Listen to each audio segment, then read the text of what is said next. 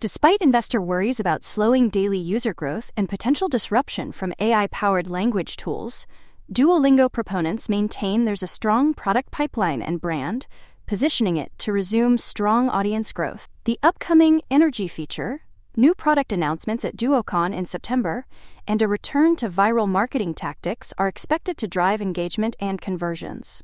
Bullish optimists also see room for price optimization, which Duolingo has only tested in limited markets, as a lever to lift revenue and margins over the next 2 years.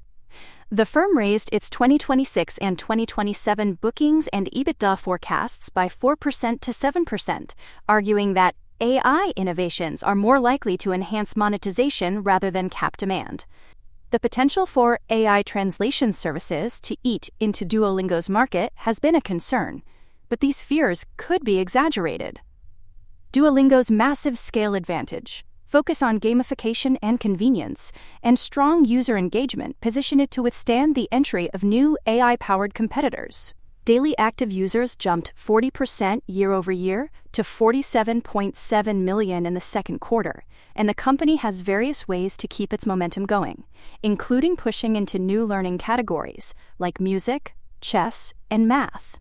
Meanwhile, Duolingo CEO Luis von Ahn has been trying to walk back controversy over his plan to make the company AI first.